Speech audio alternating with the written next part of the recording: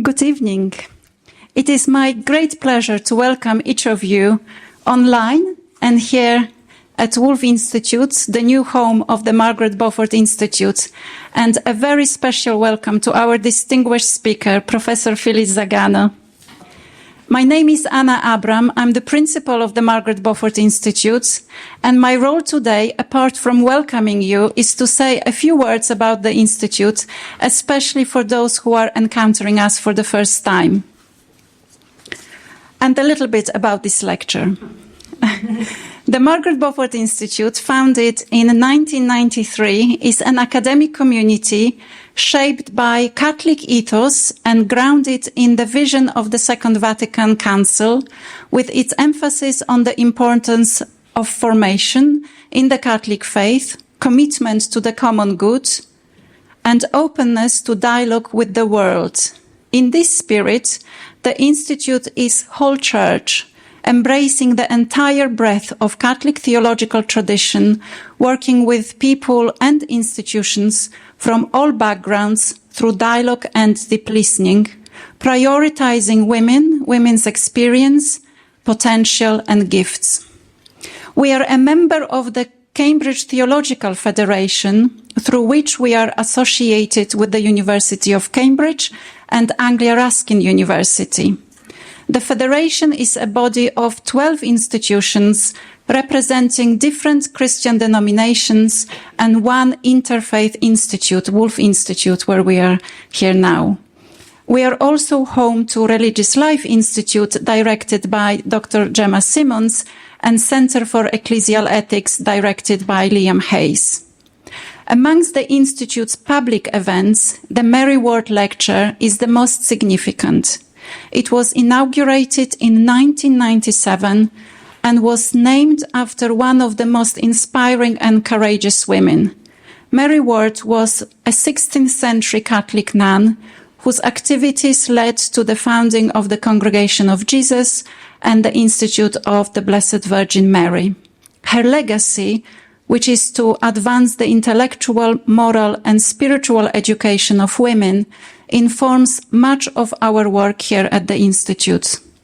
Our previous Mary Ward lectures were given by such eminent speakers as Professor Mary McAleese, Professor Janet Soskis, Professor Elizabeth Johnson, Dr. Gemma Simmons, Cardinal Timothy Ratcliffe, Professor John Cottingham, Professor Luz Irigaray, Professor Fiona Ellis, and most recently, only 7 months ago, Professor Anna Rollins. So it is unusual for us to have the second lecture, Mary Ward Lecture, this year, but we simply couldn't help ourselves and miss the opportunity, knowing that Professor Phyllis Zagano is in Cambridge, helping us with this second Diaconate conference. So we were so delighted when she accepted our invitation.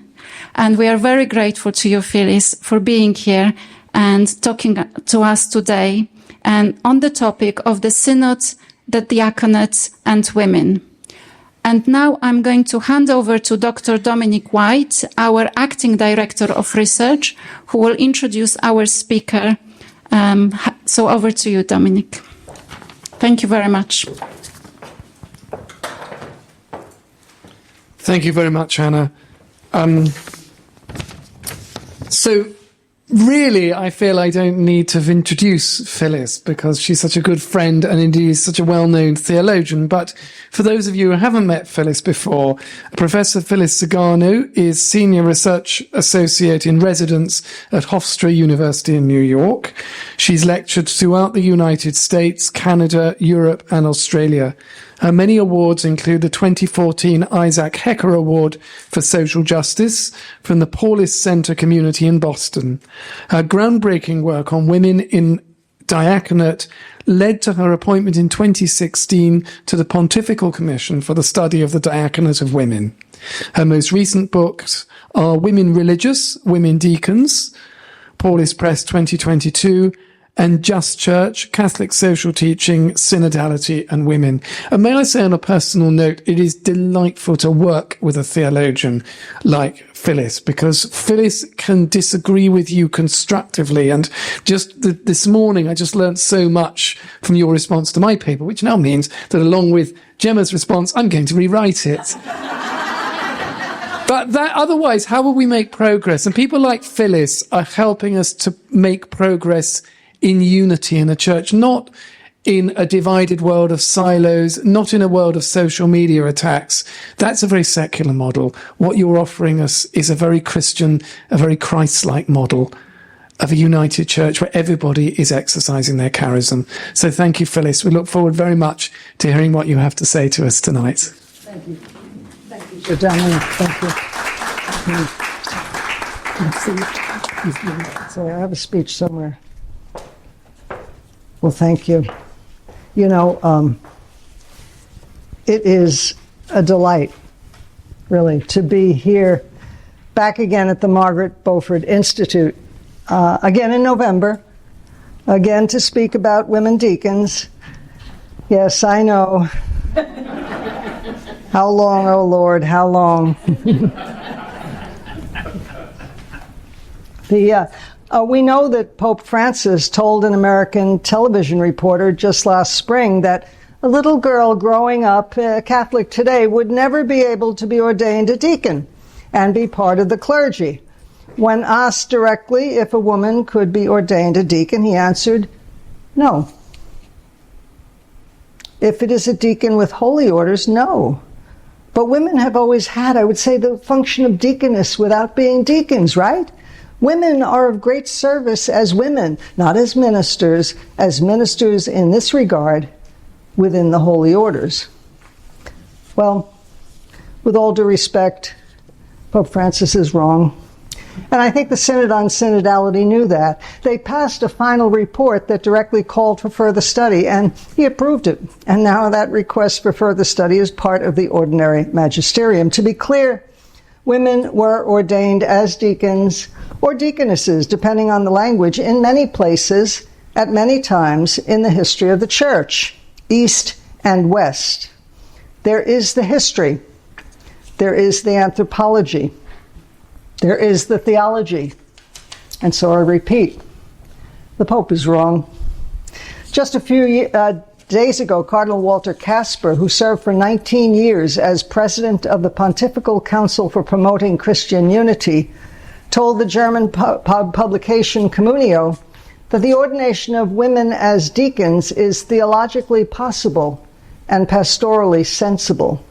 Specifically, he said, each local church would be free to decide whether or not it wanted to make use of this possibility or not. So, who's correct? The people who call for women deacons or the people who say it is not possible? Cardinal Kasper or the Pope? Well, we're here to honor the legacy of Mary Ward, who had her own differences with hierarchy. She was 65 years of age when she died, and she packed several lifetimes into that one holy life. She was of landed gentry. She refused marriage. She was a cloistered nun. She founded a Poor Clare monastery and seems to have paid for it, mostly from her own funds. She gathered companions and founded another different community in 1609, specifically to educate girls. She's one of the earliest champions of the dignity and rights of women. She said in 1612, quote, "There is no such difference between men and women, that women, may they not do great things? And I hope in God that it may seem in time to come that women will do much." She was imprisoned. They sequestered her in a convent, not her own, as a heretic in 1631, and her institute was suppressed for a few hundred years. 300 years later, in the United States, Dorothy Day recognized in herself the same long loneliness Mary Ward suffered. Like Mary, Dorothy Day was imprisoned in 1917 after supporting the movement for women's suffrage by picketing the White House. I mention Dorothy Day because she has often been pointed to as an exemplar of women in the Church. Pope Benedict XVI mentioned her in an encyclical, Pope Francis pointed her out to the U.S. Congress when he visited in 2015. Both Mary and Dorothy were misunderstood and ridiculed, and they both were often on the wrong side of the hierarchy. Dorothy Day, shall we say, difficult conversations with the hierarchy in New York. And Mary Ward wrote to her friend after an uncomfortable meeting with Pope Urban VIII in 1624, and I quote, "I think, dear child, the trouble and long loneliness you heard me speak of is not far from me, which whensoever it is, happy success will follow." Now, hundreds of years later, women have the opportunity to speak with the hierarchy on a different basis at the Synod on Synodality. Realistically speaking, the task of the multi-year event was to teach the Church, and specifically the hierarchy, how to discuss and discern with the people the Synod called non-bishops, the priests, deacons, non-ordained men and women religious, and members of the laity. Now, you'll recall the Synod on Synodality began with the October 2021 invitation by Pope Francis. By August 2012, 112 of 114 national episcopal conferences provided the results of their consultations to the Synod office in Rome, which created a large multilingual writing group tasked with reviewing these entries along with those from various offices of the Roman Curia, the organizations of major superiors of men's and women's religious orders and institutes, lay associations, and the Worldwide Digital Synod, to create a document for consideration by 7 continental assemblies. By October 2022, the document for the continental stage appeared in 5 languages. Between January and March 2023, 7 continental assemblies convened to consider that document entitled Enlarge the Space of Your Tent. And responses eventually came from North America, Latin America and the Caribbean, Oceania, Europe, Asia, Africa and Madagascar, and the Middle East Synodal Assembly for the Middle East. Once again, the Synod office gathered writers, this time to produce an Instrumentum Laboris, a working document for the first Synod Assembly, which meant in the Paul VI Aula from, I think, October 4th to October 29th, 2023. Among the 365 voting members at that first Synod meeting were 70 of those non-bishops I mentioned earlier, chosen from 140 nominations sent by the 7 continental assemblies. The instructions for choosing those non-bishops included that the nomination slates include younger persons and be evenly distributed or divided between men and women. Additionally, the organizations of the major superiors of men's and women's orders and institutes were invited to nominate 5 persons from each group. The meeting went on as planned, and the Synod's 2023 synthesis report entitled A Synodal Church and Mission, now published in 14 languages, focused on the theological underpinning of the practice and understanding of synodality, described in the report as, quote, a spiritual experience that stems from contemplation of the Trinity and unfolds by articulating unity and variety in the Church. Please remember this phrase, unity and variety in the Church, because I believe, along with Cardinal Casper, that it should be the focus of what we are thinking about this evening. That is, the Church is one in its diversity and can only be one insofar as it accepts its diversity. I'll come back to this question we are considering this evening, the question of women in the Church, but first let me parse out the rest of the Synod's process. In preparation for the Second Assembly, the Synod office sent instructions for another round of listening sessions around the world. The basic question or challenge was how to be a synodal church in mission. The guidelines for local Synod sessions in preparation for the 2024 Assembly appeared in December 2023. The twofold emphasis in the instructions was first the, quote, deepening of synodality in a missionary experience, and second, quote, the broadening of experiences of synodality. The instructions explained that the deepening referred to the theme of the differentiated co-responsibility in the mission, and asked dioceses to conduct further consultation among a wide variety of persons and groups. The, quote, broadening of experiences of synodality invited what the instructions call, quote, new initiatives, including training and listening experiences that extend the process to otherwise uninvolved groups, including the poor, people of other denominations, and other religions. And all responses were due back at the Synod office by May of 2024. Now, separately, the instructions noted that groups of experts would be convened to study topics then to be proposed by Pope Francis, and that their progress reports would be presented at the second session in October 2024.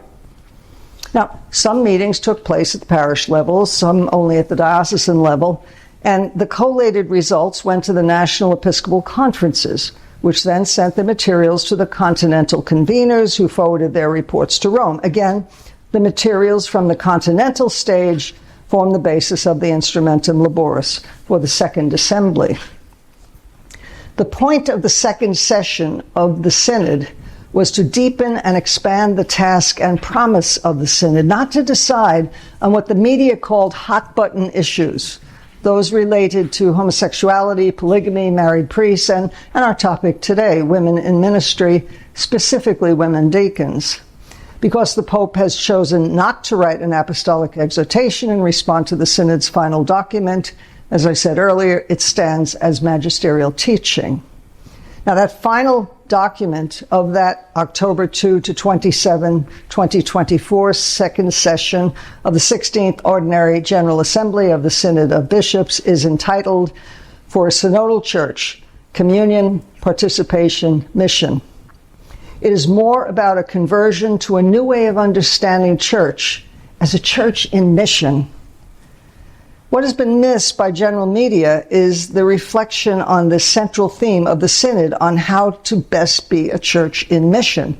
Citing Pope Francis's apostolic exhortation, Evangelii Gaudium, and his apostolic constitution, Predicati Evangelium, the Synod document emphasized the point of subsidiarity in the church. Let me read paragraph 134 of that document, and I quote, "A synodal reflection on the exercise of the Petrine ministry must be undertaken from the perspective of sound decentralization, wanted by Pope Francis and many Episcopal conferences.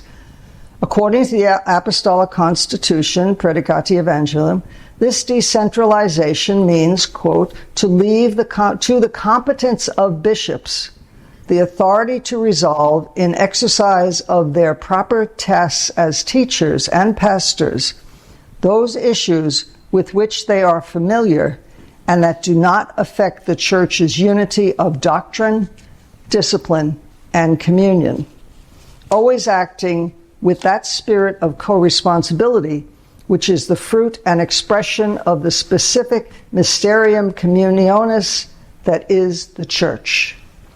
This paragraph is stunning.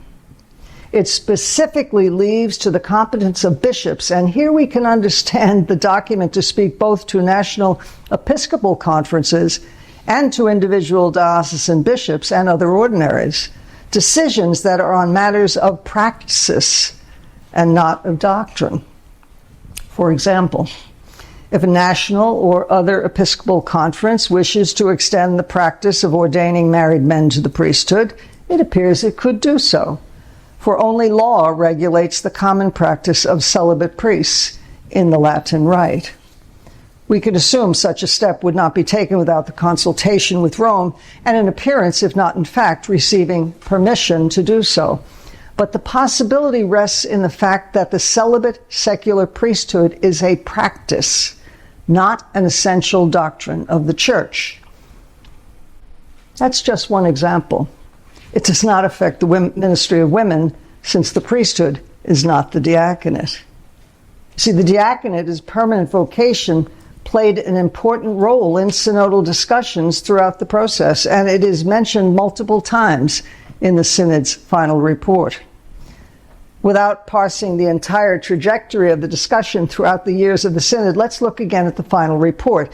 Here is what this new magisterial document coming from the Synod on Synodality says about the diaconate and deacons, and I quote, "Servants of the mystery of God and the Church, deacons are ordained not unto the priesthood, but unto a ministry of service. They exercise their service of charity in proclamation and in the liturgy. In doing so, they make real the relation between the gospel and a life lived in love in every social and church context.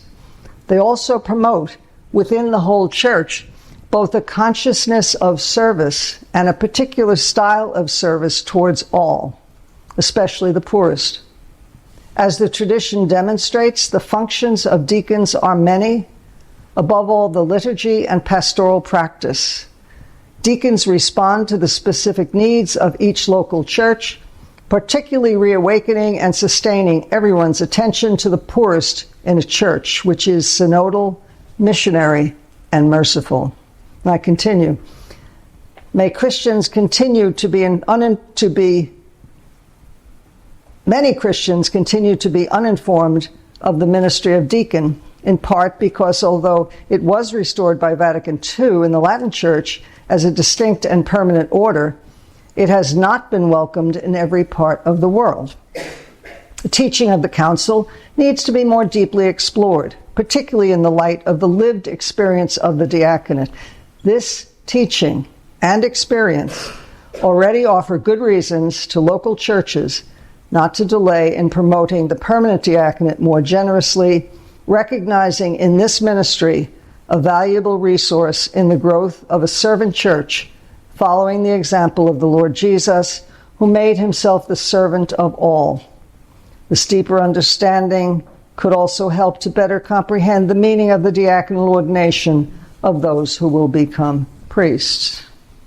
Now, we've heard these words, or some of them, before. The main points: deacons were not ordained to the priesthood, but unto a ministry of service. Secondly, they exercise their service in three ways: proclamation of the word, the liturgy, and charity.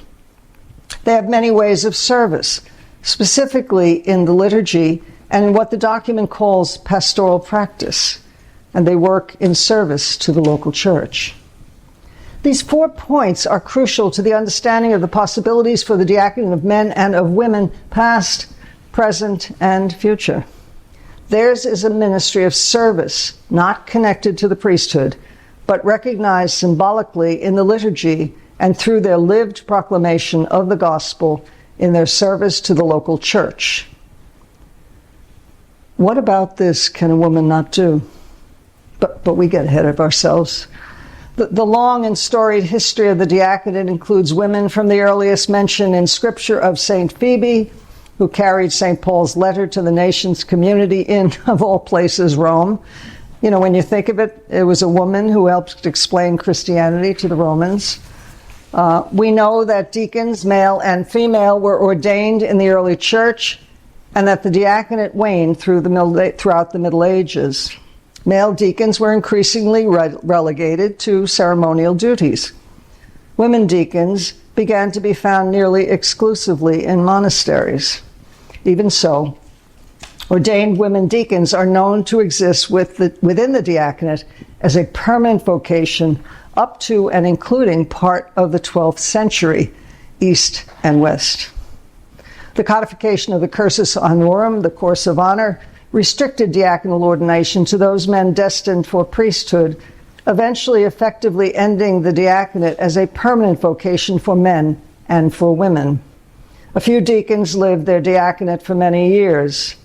For example, in 1536, Cardinal Reginald Pole, the final Catholic Archbishop of Canterbury, was ordained a deacon and elevated to cardinal soon after. 20 years later, he was named administrator and subsequently Archbishop of Canterbury, and was ordained priest and then bishop 2 days later. As papal legate to Great Britain, Cardinal Pole attended the first 10 sessions of the Council of Trent. Now, the Council of Trent attempted to restore the diaconate, but only managed at its 23rd session to restore its distinct functions along with those of the minor orders, without ending the cursus honorum, and it decreed that, quote, the functions of holy orders, from the deacon to the porter, which have been laudably received in the church from the times of the apostles and which have been for some time discontinued in some localities, may again be restored to use in accordance with the canons and may not be derided by heretics as useless. This holy council, burning with a desire to restore the ancient usage, decrees that in the future such functions shall not be exercised except by those constituted in these orders, and it exhorts in the Lord each and all prelates of all the churches and commands them that they make it in their care to restore these functions so far as it can be conveniently done. This decree remained moribund, restored the moribund functions of those ordained to the major orders of deacon and subdeacon, and those of the 4 minor orders. However, no pope implemented the measures, even though Orthodox and Eastern Catholic churches maintained and maintain a distinct, they don't call it permanent, diaconate. In fact, Trent did not end the cursus honorum, which maintained porter, lector, acolyte, exorcist, subdiaconate, and diaconate as stages through which one moved towards priesthood. Now, one reason for not restoring the diaconate as a permanent vocation was the lingering dislike of the order by powerful priests who may have recalled that deacons were often preferred as candidates for the episcopacy. By the 12th century, the practice of the cursus honorum had been codified, and no one could be ordained a deacon unless he, and only he, was destined for priesthood. The cursus honorum also effectively addressed that nasty problem of women deacons whose functions were not considered at Trent, but whose history was quite probably known. What's most interesting is that Trent attempted to do in the 16th century what Francis is partially attempting to do now: restore the functions of the 4 minor orders and the major order of subdeacon into the installed offices of lector and acolyte. Now, Trent left consideration of the sacramentally ordained order of deacon to the popes. In 1957, Pope Pius XII spoke about the diaconate as a permanent vocation, using the papal we. During his discourse to the Second World Congress of the Lay Apostolate, he said, "We know that thought is being given at present to the introduction of a diaconate conceived as an ecclesiastical office independent of the priesthood. Today, at least, the idea is not yet ready for application. Should it someday become so, what we have just said would still hold true, and this diaconate would take its place with the priesthood in the distinctions we have just drawn." That is, the diaconate is not the priesthood. Individual bishops continued to do what they wanted, so history notes a few deacons here or there, and even before the diaconate was restored to a permanent vocation following Vatican II. Now, as you know, members of the Second Vatican Council finally voted to restore the diaconate as a permanent vocation, and a few were disposed to restoring women to the ordained diaconate. In fact, 2 bishops, a Peruvian bishop and an Italian bishop, brought the restoration of women to the diaconate to Vatican II. In addition, Bishop Francis Mansour Zayek, eparch of the Maronite churches in the eastern United States, attended all 4 sessions of the council, accompanied by his secretary, Gregory Mansour, who himself is now the Maronite eparch. Bishop Mansour personally told me that Zayek, who was a former professor of canon law, attempted to bring the case for women deacons to informal discussions at the council, but was rebuffed, as were the Peruvian and Italian bishops. See, we do not know what conversations transpired during those conciliar days in Rome about women deacons. Perhaps echoing Pius XII's response to the restoration of the diaconate for men, the answer was the same. The idea is not yet ready for application. It is not yet ripe. The final document of the initial 2023 Synod meeting presented the problem thusly. Different positions have been expressed regarding women's access to diaconal ministry. For some, this step would be unacceptable because they consider it a discontinuity with tradition. For others, however, opening access for women to the diaconate would restore the practice of the early church. Others still discern it as an appropriate and necessary response to the signs of the time, faithful to the tradition, and one that would find an echo in the hearts of many who seek new energy and vitality in the church. Some express concern that the request speaks of a worrying anthropological confusion, which, if granted, would marry the church to the spirit of the age. Therefore, the 2023 Synod asked, theological and pastoral research on the access of women to the diaconate should be continued, benefiting from consideration of the results of commissions specifically established by the Holy Father and from the theological, historical, and exegetical research already undertaken. If possible, the results of this research should be presented to the next session of the Assembly. That didn't happen. Women deacons were not on the official Synod agenda.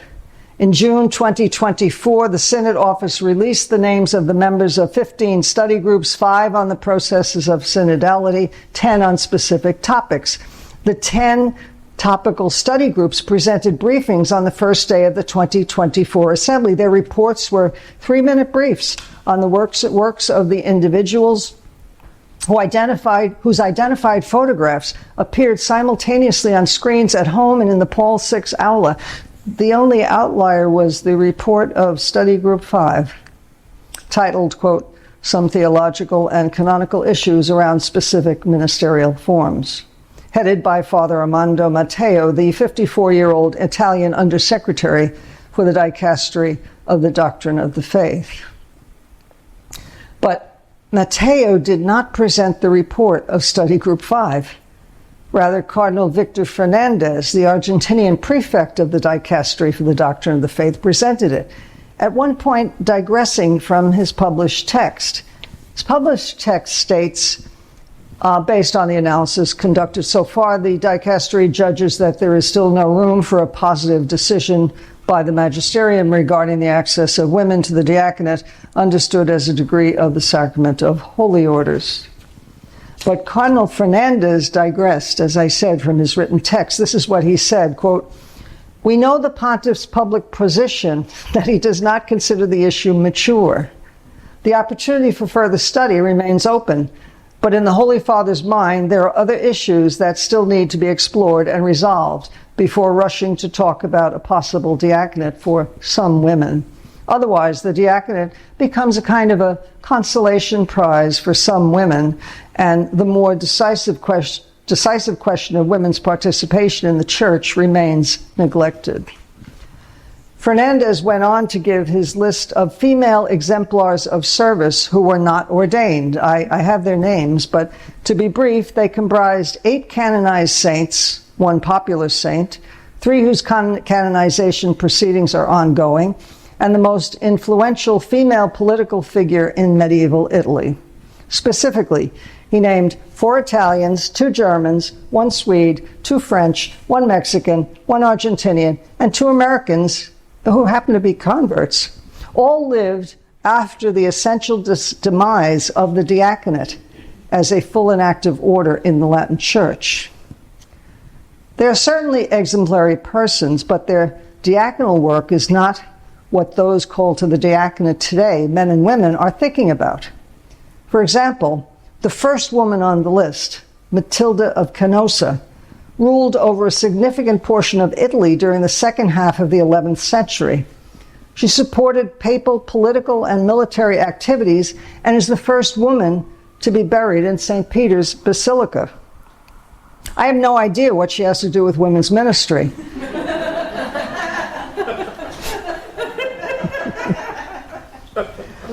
But somehow the Dicastery for the Doctrine of the Faith connects these with her, as Fernandez's presentation puts it, quote, completing a reflection of the expansion of the Church's ministerial dimension in light of her charismatic dimension, to suggest the recognition of charism or the establishment of roles of ecclesial service that, while not directly connected to sacramental power, are rooted in the sacraments of baptism and confirmation. Should I read that word salad again? What does it mean? What does it mean? Do the women who ask to be ordained as deacons need to think about ruling over a third of Italy? Do they need to invent such a spectacular life that they will be in line for sainthood? Fernandez's commentary ends, quote, "In light of these beautiful testimonies, the question of women's access to the diaconate takes on a different perspective. Meanwhile, the in-depth study of their multifaceted Christian witness can help us today imagine new forms of ministry that can create still broader opportunities for a more incisive female presence in the church." Cardinal Fernandez's comments and the fact that instead of presenting photos of the actual Group 5 members, the screens in the aula flashed two photos. One, a group photo of the entire dicastery staff, and the other of senior members, confused the issues and angered many people. Now, the rumblings in the Synod Hall echoed far beyond it. Women deacons were not on the agenda, but by eliminating the topic, the question of women deacons became the focal point of many interventions and much discussion. Within a few days, the Synod office announced that members could sign up to meet with the Study Group 5 on the afternoon of the 18th of October, a Friday. Approximately 100 members attended the Study Group 5 meeting. They were not met by Cardinal Fernandez, nor by Father Mateo, but by two staff members of the Dicastery of Doctrine of the Faith, a young American polyglot priest from Chicago, Father Andrew, and Dottoressa Veronica Casillas-Patron, identified as a technical worker in the Vatican's Annuario Pontificio, who introduced themselves only by their first names. They were unable to answer questions and asked those in attendance to line up in single file and receive a slip of paper that invited them in 6 languages to submit their written opinions to an email address. For those of you who might be interested, I think we have the slide. Those of you who might be interested, the email address is, that's the paper, segr.dott@cfaith.va. I'll read that again, because this is the so-called Study Group 5, and this is the paper that they received, and I think it is 6 languages, 1, 2. segr.dott@cfaith.va. It has been reported that a bishop with diplomatic experience, speaking on behalf of the group, addressed the fact that Cardinal Fernandez did not attend, noting that in meetings of this sort, persons of equivalent rank were always present. In other words, where's Cardinal Fernandez? Their dismay spilled over to a hastily planned meeting with Pope Francis that following Sunday, originally scheduled for a core group of 12 to 15 Women's Synod members, but which ended up including most of them. There'll be 40 or 50 women. By Monday, Cardinal Fernandez spoke, saying that Father Mateo's medical appointment made him unable to attend the Friday meeting. It was not explained how Father Mateo's absence also caused Cardinal Fernandez to ignore the 100 Synod members who wanted to talk about women deacons. He announced that the Second Pontifical Commission for the Study of the Diaconate of Women would resume its work, all the while insisting that women's leadership in the Church should not be linked to ordination. Cardinal Fernandez also announced a second meeting at which he would provide a full list of the members of Study Group 5. This one for Thursday, October 24th at 4:30 p.m. Rome time. The date and time are important because by the end of the third week of the Synod, the final report was well into the drafting process, and the final paragraph-by-paragraph vote was scheduled for the Synod's final session, October 26th. Vatican News took the quite unusual step of recording the entire meeting and making the audio available. 2 from among the questions from among the 100 persons present stand out. Jesuit Father Orbator, who's Dean of the Jesuit School of Theology at Santa Clara University, addressed the delay in deciding about women deacons and asked when the time would be ripe, implying that when the time is overripe, like fruit, the question spoils and rots. Another, by American sociologist Tricia Bruce, echoed his theme. She reported that among her sociological studies, 2 stood out in respect to the question of women deacons. Her survey of young priests found them excited and happy in their vocations, willing to encourage other young men to follow them. Her survey of young women involved in lay ministry asked for their advice for women considering a vocation within the church. And the single answer she received was, run away. It's still unclear who belongs to study group 5, except perhaps Armando Mateo and perhaps Cardinal Fernandez. Apparently the question, or more likely the complete document, will go before the consultors to the Dicastery for the Doctrine of the Faith, including 28 persons appointed in September of 2024. That group is comprised predominantly of Italian priests, with 2 other men and 6 women, and includes 3 members of the initial Pontifical Commission for the Study of the Diaconate of Women, Professor Nuria Kalduk, Monsignor Piero Coda, and Professoressa Michaelina Tenace. The second commission members have been notified, but it's unknown if the 1 member who has since died will be replaced, and they have not got a date for any of their work. The study groups are supposed to provide their final reports by June 2025. It appears that a document on women deacons is in the offing. Will it affirm the tradition of ordaining women as deacons, or will it create a new non-ordained lay ministry of deaconess? Perhaps to echo both Pope Pius XII and Cardinal Fernandez, the question is not mature. The time is not ripe. So the final report of the second session of the Synodal Assembly, now a magisterial document, affirms the following about the ministry of women in the Church. This is paragraph 60. By virtue of baptism, women and men have equal dignity as members of the people of God. However, women continue to encounter obstacles in obtaining a fuller recognition of their charisms, vocation, and roles in all the various areas of the Church's life. This is to the detriment of serving the Church's shared mission. Scripture attests to the prominent role of many women in the history of salvation. One woman, Mary Magdalene, was given the first proclamation of the resurrection. On the day of Pentecost, Mary, Mother of God, was present, accompanied by many other women who had followed the Lord. It is important that the scripture passages that relate these stories find adequate space inside liturgical lectionaries. Crucial turning points in church history confirm the essential contributions of women moved by the Spirit. Women make up the majority of churchgoers and are often the first witnesses to the faith in families. They're active in the life of small Christian communities and parishes. They run schools, hospitals, and shelters. They lead initiatives for reconciliation and promoting human dignity and social justice. And the document considers women contribute to the theological research and are present in positions of responsibility in church institutions, in diocesan curias, and in the Roman Curia. There are women who hold positions of authority and are leaders in their communities. This assembly asks for full implementation of all the opportunities already provided for in canon law with regard to the role of women, particularly in those places where they remain underexplored.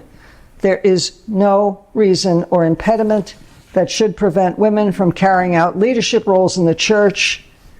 What comes from the Holy Spirit cannot be stopped. Additionally, the document says, the question of women's access to the diaconal ministry remains open. This discernment needs to continue. The Assembly also asks that more attention be given to the language and images used in preaching, teaching, catechesis, and the drafting of official church documents, giving more space to the contribution of female saints, theologians, and mystics. Let us look to female saints, theologians, and mystics. Recall Cardinal Fernandez pointed to several laywomen as exemplars for women ministry. They were queens and princesses, foundresses, political leaders, mystics, all wonderful and exemplary women. He did not name Saint Phoebe, did name Dorothy Day. I have no idea why Mary Ward was not on the list. Thank you.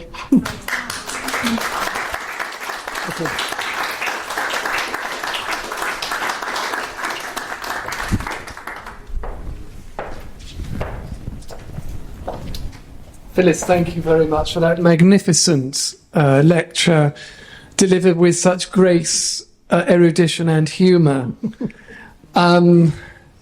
Yes, a naughty thought in my mind is that if Matilda, because an example, then maybe Giorgia Meloni, who rules over the whole of Italy, could be one of the first women deacons.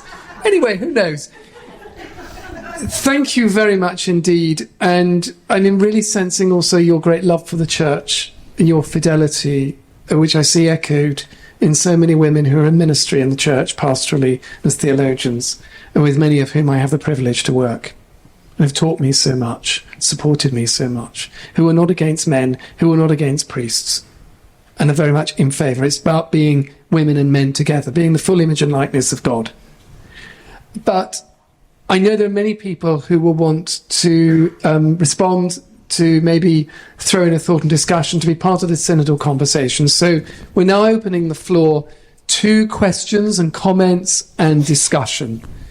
We're going to alternate. So Ben, if you could bring up the Zoom on the screen, please. Thank you. While Ben's bringing that up, I admire his technical skills. He's got 3 screens there, you know. Are there 4 questions? Could we start, therefore, on the screen? We'll do one on the screen and then see if there's one from the floor, and so on. No, sorry, I meant he's got 4 screens, not 4. Oh, I beg your pardon. How do you manage? I'm just an arts graduate. I haven't a clue, right?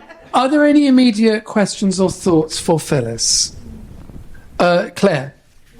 Let me hand you the microphone. Is that good? Yeah. Good, yeah. So, if women were ordained in a month's time to the diaconate, what difference would it make? Well, before that happens, thank you for your question. Before that happens, we have to consider the vocation.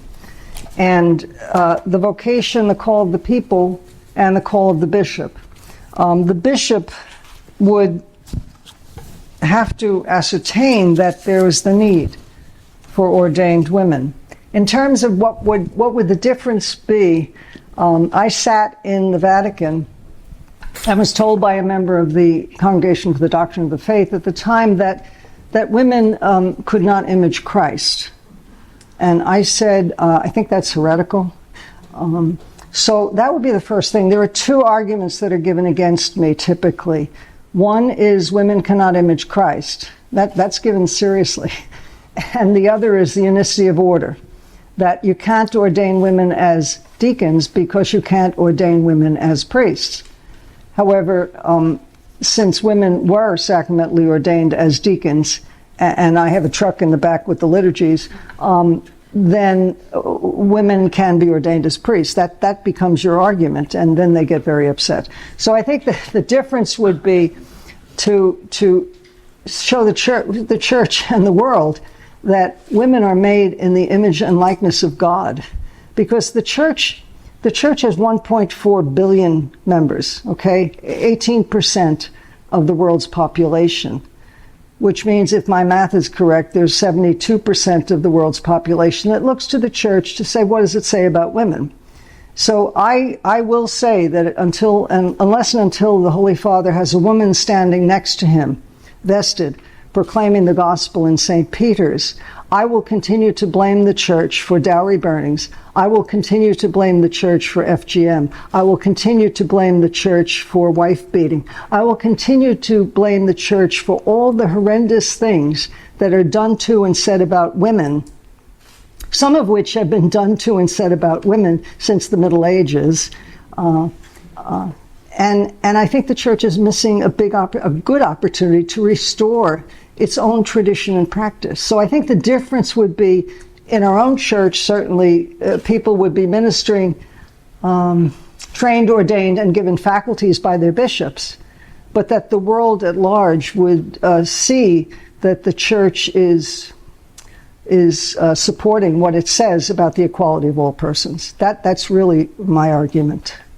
We have somebody online. How does it work? Thank you, Phyllis and Claire.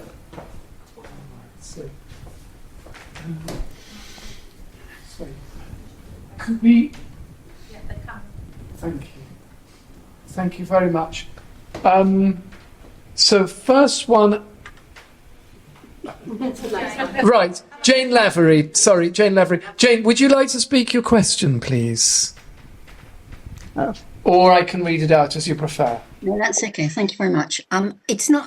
I realise my language is not very clear there, but what I'm trying to ask is, if there were deaconesses, would men be allowed to be deaconesses? Would there be parity? Would there be equality between men becoming deaconesses? Because otherwise, why can't women just be deacons?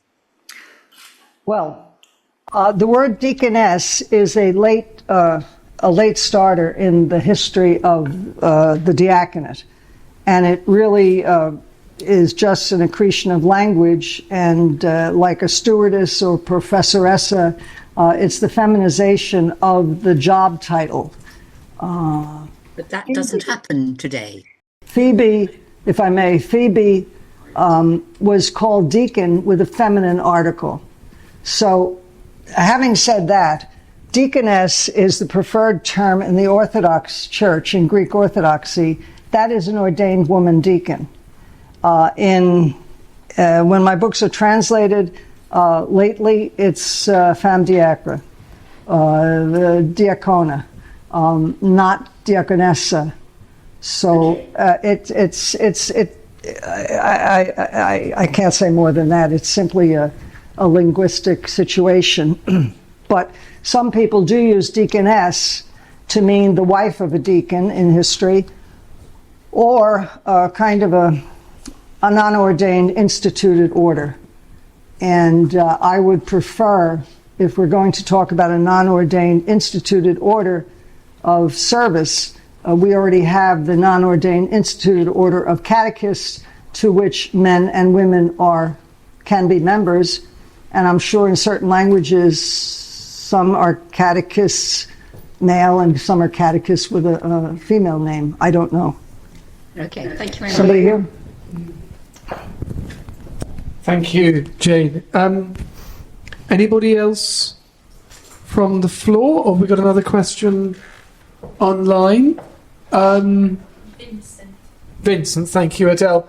So, Vincent Donnelly, would you like to speak your question, Vincent? Sure.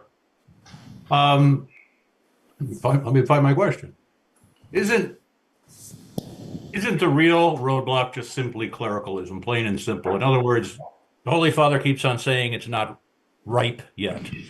So is it really the problem that we have to eliminate clericalism or control clericalism before there can be a true reopening of the diaconate to women? Well, thank you for your question, Vincent. My understanding of clericalism is we can and you can't. And that exists in many, many different professions. We now approach it and see it as a church term. But I think women ordained could be prone to be clericalist as well. And I think that you might be more thinking of clerical insecurity and perhaps the infection of narcissism among them and poor formation, all of which were just not so much narcissism, but were discussed in the final document of the Synod, to which I would direct you. It's quite lovely. But clericalism is a problem. Adding women to the mix. If you're afraid of every person ordained becoming infected with clericalism, then don't ordain anyone. But we happen to have a system in our church where we train, ordain, and give faculties to people whom we professionally recognize as having been vetted and given permission to work by their bishops and with the acceptance of the people. So clericalism, I think, will always be there in medicine, in universities, and in the church. Yes, somebody here? Jackie.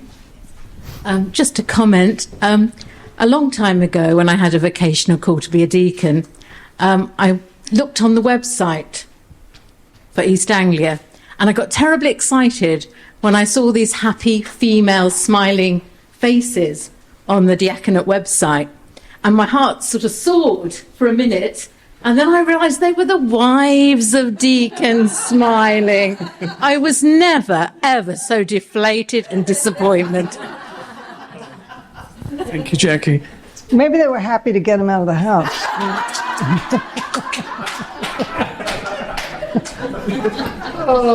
I know you're dying to know this, and I have to tell you who the rest of the saints were. Matilda of Canossa, we said, Hildegard of Bingen, Bridget of Sweden, Catherine of Siena, Joan of Arc, Teresa of Avila, Juana Inés de la Cruz, Mama Antula, who was an Argentinian, Elizabeth Ann Seton, Maria Montessori, Armida Barelli, and Dorothy Day, and Madeleine Debré, who was a French Dorothy Day.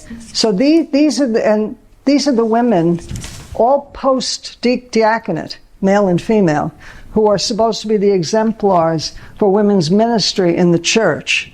So get out there and find a country to run, because anybody else? Do we have more on Thank you. So I think next was Sarah. So Emma and Sarah, actually, would you like to speak your question?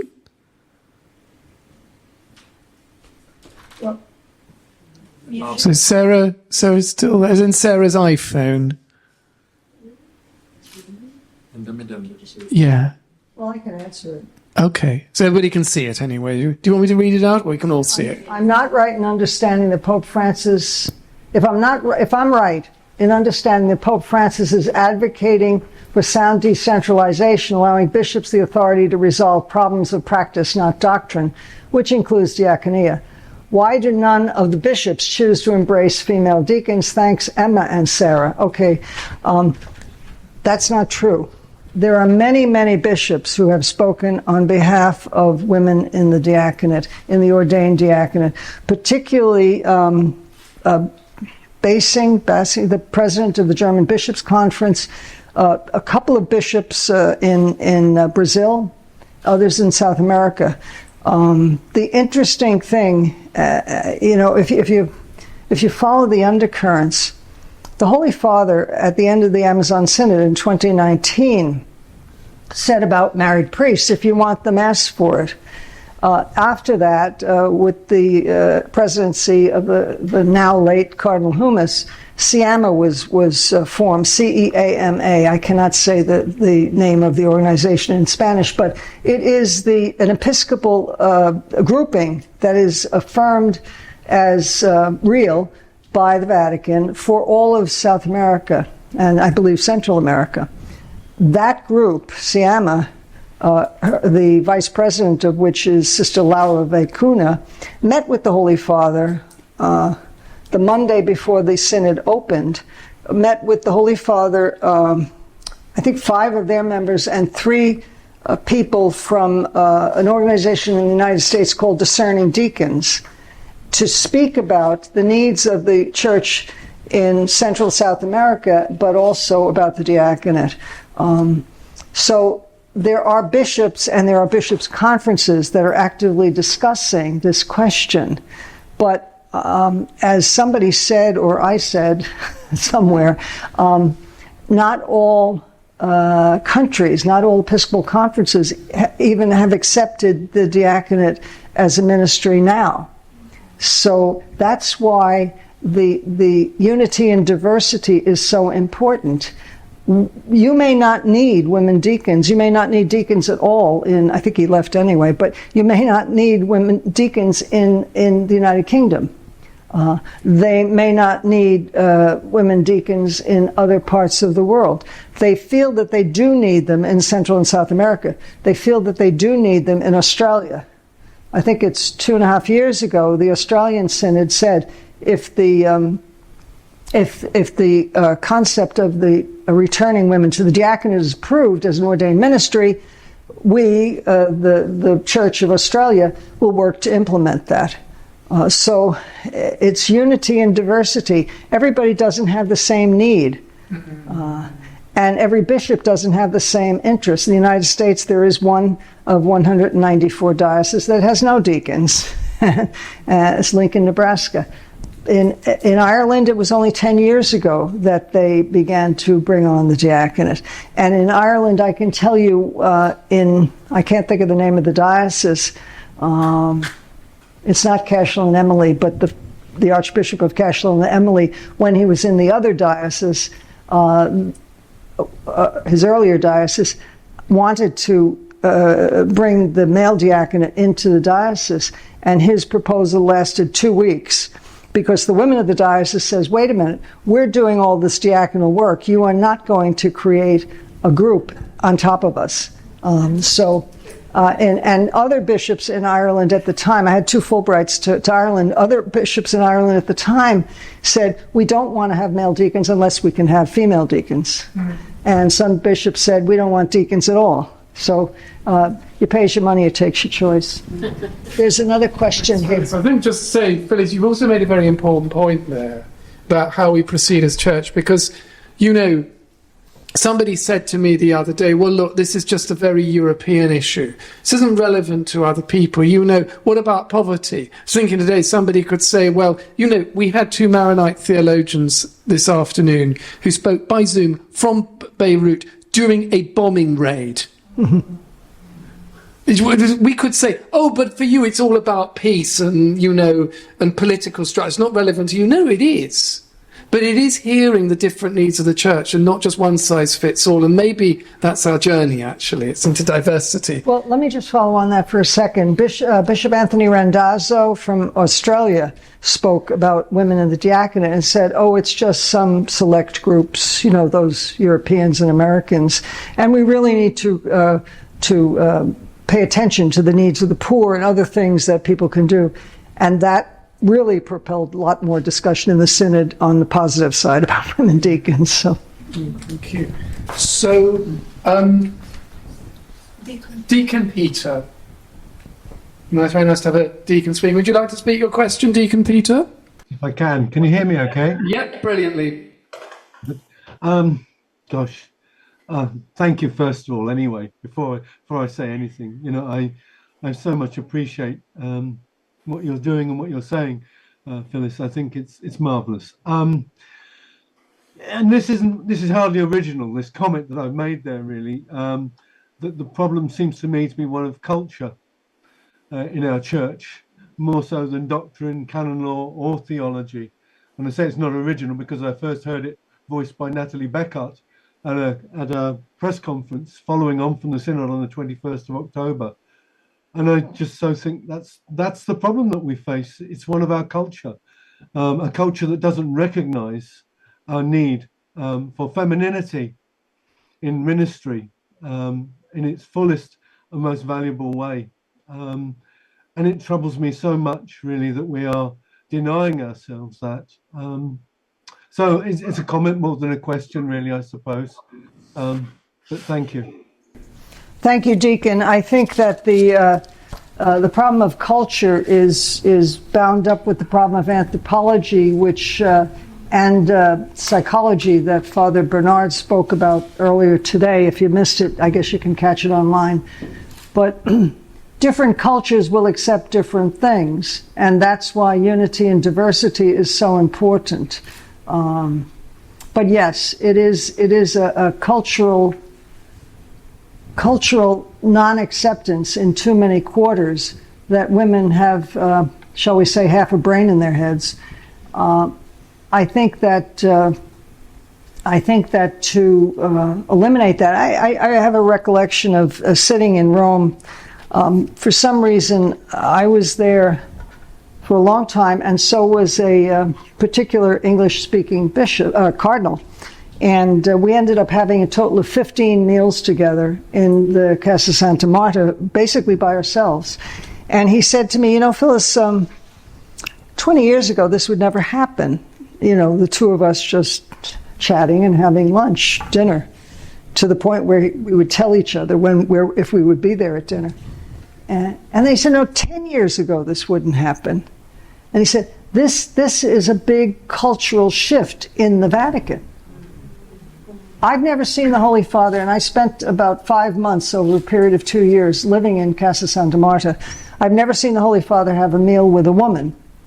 But I have sat at table with whole tables of bishops, whole tables of cardinals, and had perfectly normal conversations, to the point where once I came in and the room was fairly filled, and there were tables, really no seats that could be found. And in the middle of the room, a cardinal jumped up and said, "Hey, Phyllis, I've got a chair over here." It's like, welcome to high school. But it became normal. I think that it's the normalization of discussing, and that's a big thing. To the normalization, I had a small bit, I think, of what happened at the Synod, where people were telling me that it was becoming normal for hey, George, you know, to the cardinal, you know. Yes, it's cultural. And I think the Holy Father is trying to move the non-bishops into the middle of the room. And I think he certainly has. And thank you, Peter, for your comment. Thank you, Phyllis and Peter. Is there no more from the floor? No? Okay. So next up is Maritza. Maritza, would you like to speak your question? Just comment. Okay. I think I'm just making snide comments here and there, that's all. It's a good comment. Well, we can read it. The church needs to cease perpetuating the deprecation of women. Here in the United States, our election result was likely affected by the church failing to be an example of treating women with full dignity and equality. I don't know, I'm an American. I think that the Catholic vote was lost at the end by the Democratic Party pushing too much for abortion. And because that not only turned off, I think, many Catholics, also Southern Baptists, the whole black community, Latino, Latinx. So, yes, the church is perpetuating a certain deprecation of women. But I wouldn't connect church teaching to the loss of Vice President Harris of the presidency. Thank you. There's a comment from Olive O'Brien. So, Olive, would you like to read your comment?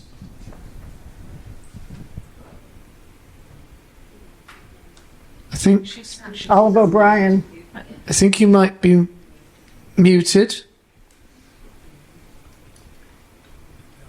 Well, there's surely the battle we should fight. The church. Yeah, she's on the train. Oh, you're on a train. Oh, bless you. Okay, that's surely the battle we should fight. The church cannot speak authoritatively on subjugation of women while it is institutionally misogynist. Let me go back. Church teaching certainly did help defeat the the vice president candidate for presidency, I think, on the matter of abortion, because I think she pushed it too much. And I don't think you can blame the men. Okay, that's what it is. So, but misogyny is a whole nother situation. Yesterday, or last night, I debated the question at the Cambridge Union that religion is incompatible with feminism. And I said, well, I'm a Catholic. Catholicism is incompatible with secular ideological feminism. Okay?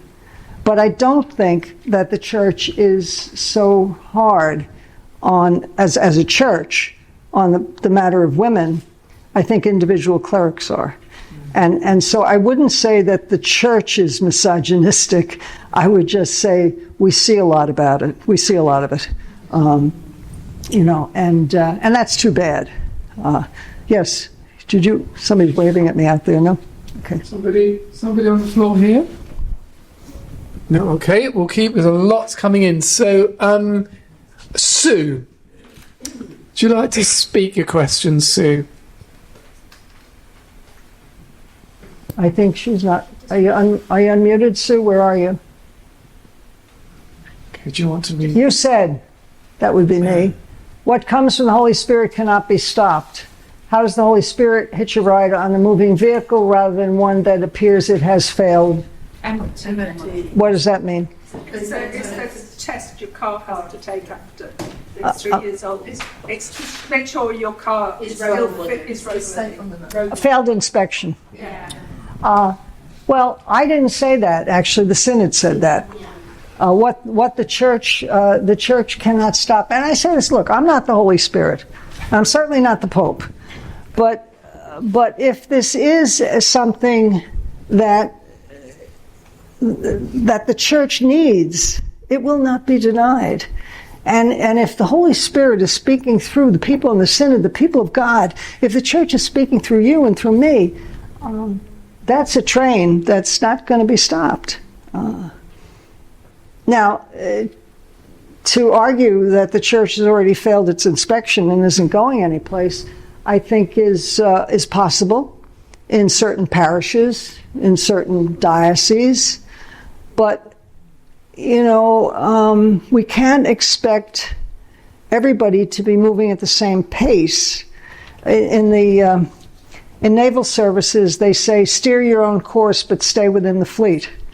And I think that's what unity and diversity means. You're smiling. I'm a retired commander of the United States Navy. So, but, you know, if you think of it as trying to go step by step by step, everybody in single file, it's not going to work. It's more, we're in the fleet, okay, and we're going the same direction. We may not get there at the same time, okay, and we may not really take the exact same trajectory and path, but as long as we're moving in the same direction, I think we're okay. I think we're okay. And you'll have outliers. You'll have Phyllis here and there. But I would prefer it to be a message of hope that we've gotten this far. And people are so upset. Some people came back from the Synod so upset. There's a group called Future Church, an American, it was Women's Ordination Conference that had signs all over Rome of cans, Campbell's soup cans with women priests, and complaining about kicking the can down the road. It wasn't until I read a news report in Le Figaro that I understood what the cans were about, but that's where I am. But that's an anger that's not necessary. The other group, Discerning Deacons, came back kind of hopeful, you know. Will it happen in our lifetime? Will it happen in my lifetime? I don't know, you know. Mother Teresa used to say, we're not called to be successful, we're only called to be faithful. So to force something that the church cannot yet receive, I think is as damaging as to shut it down when the church is still discerning it. In Germany, I've lost my time, I'm not sure what month it was. I think it was like last June. 13 women in Germany received diplomas or certificates trained for diaconal service. In the North Country in Canada, They do have a diaconal ministry that is certified by the bishop. They get certificates. He trains them. In 2006, the Congregation for Clergy, the Congregation for the Doctrine of the Faith, and the Congregation for Education put out a 4-paragraph document that basically said, really to the German-speaking countries, don't train women as deacons because we don't want to ordain them. Didn't say we can't, just said we don't want to. So this conversation has been around for a long time, and I think it will continue for some time. I didn't mention Angelique in May 2nd of 2024, which was last May, in Harare, Zimbabwe, Metropolitan Seraphim, with the permission of his patriarch, Greek Orthodox, ordained Deaconess Angelique sacramentally to the diaconate, using the same ceremony that is used in the Greek Orthodox Church for men, changing the pronouns. I've seen the document. I haven't seen the video. I've seen pictures, one hand, one bishop. I've seen her vested with the full Greek vestments, and I've seen her ministering in the liturgy. And I know someone who was there. I'm waiting to see the video, as I said. The ceremony was held in English and Shona, which would be the language of Harare. I think the readings were in Shona. So, and I think a little Greek too. But, so it's happening. That to me is very interesting because it creates an ecumenical concern. Because we agree with the validity of the sacrament of order in the Greek churches, the validity of their ordinations. So what about the women deacons? Now, 2.5 years ago, in another country, and I'll think of it, in Africa, 5 women were ordained to the subdiaconate in the Greek Orthodox Church. Now, they wanted, the Patriarch of Alexandria and all Africa wanted to ordain them as deacons, but the American money said it would cut him off. So he ordained them as subdeacons, and I said I don't care, because the subdiaconate is a major order. So we have major orders in the Greek Orthodox Church for women. I'm told there will be more ceremonies, more ordinations in Zimbabwe and in Kenya. So as I said, we don't all move in the same pace, but things are moving. And Bishop Remy Deroux, who's now dead, was one of the last living members of the Second Vatican Council. And he really, he impressed upon me the argument, which I kind of use, I more than kind of use it, that the ordination of women, or the ordination of women to the diaconate is a question of praxis, not of doctrine. There is no doctrine against the ordination of women as deacons.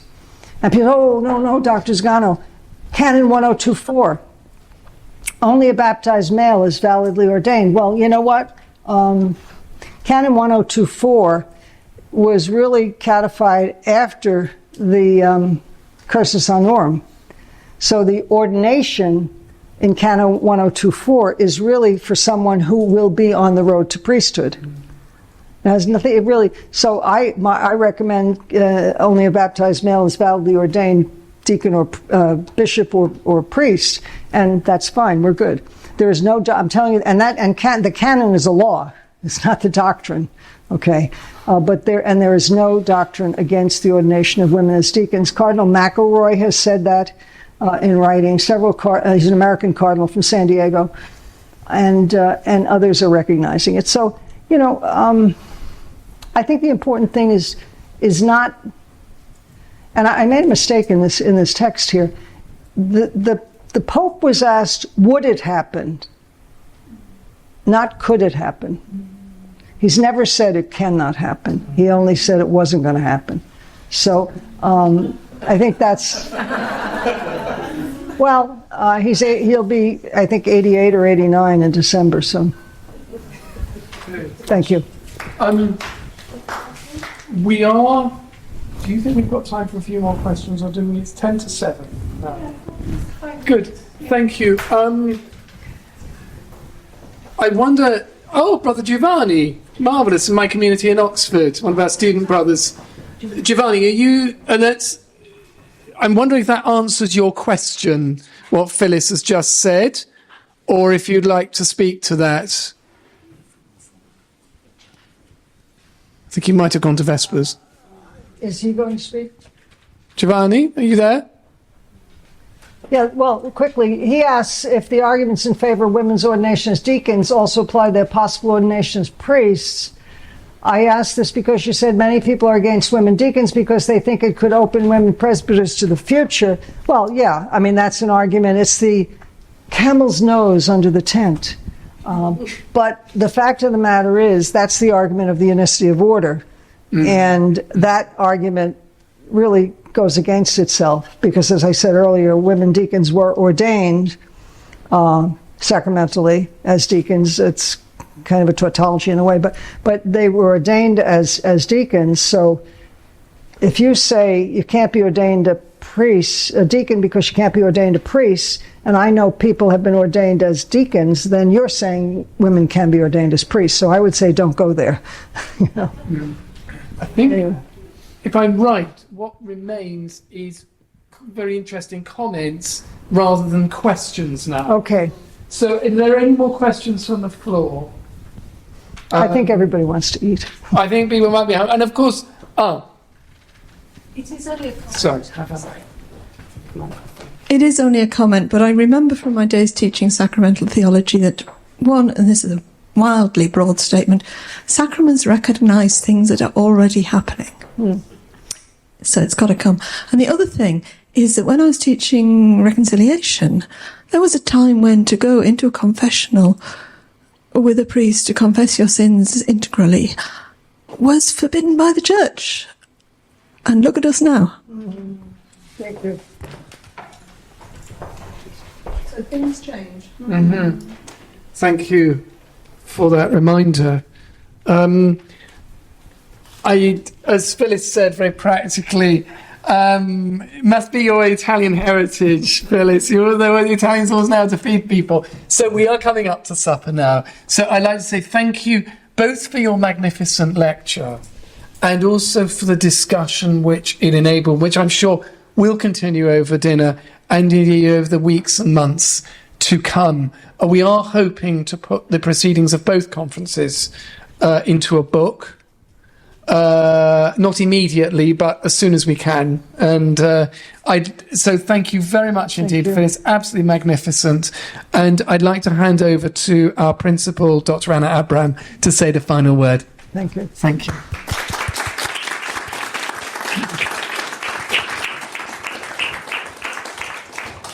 So just to echo Dominic's thanks and appreciation of the lecture, but also of engagement with the lecture. It's been really wonderful atmosphere and genuine discussion. So thank you very much, Phyllis, and thank you everybody here and online. I was really pleased how many people were able to comment and ask questions from our Zoom audience, which is much bigger than us here in the room. So thank you very much. And I also would like to thank Dominic for his work in bringing the two conferences together and for all his work over these past 3 years. Dominic is leaving us to continue his work in Oxford. But he's been a fantastic and outstanding acting director of research. So I wanted to make this public thank you to you, Dominic, and to wish you well in your ministry and research at Blackfriars, Oxford. Also would like to thank Adele for her oversight of the organization, for our techno specialist. I think we call you Ben, but it's not Ben, okay. And also to Natalie for her work on publicity and for our speakers during the day.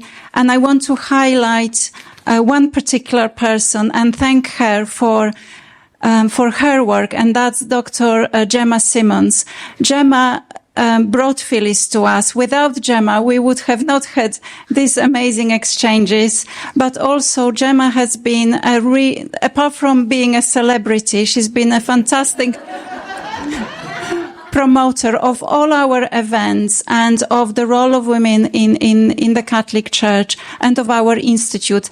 And I guess there are so many people online because Gemma was speaking on the radio during the week, and I think some people commented that how important it was that she highlighted the events of today. And also I would like to thank Wolf Institute for hosting us. We are now, this is our home. And by the way, if you haven't visited our office yet, please come and see. We are just opposite this room in the Margaret Beaufort office, and you're very welcome to view our new space. And Westminster College for looking after us during the day and for preparing this lovely reception. Thank you so much. And again, thank you all for being here. And those of you who are leaving us because you are online, I hope you have a lovely evening. And please, those of us who are here, please stay and enjoy the supper with us and enjoy the rest of the evening. And please continue to support us and our institute and join our events. We have a very small but creative and fabulous team who prepare very interesting offers. I hope you will be able to join us both online and in person. Thank you very much.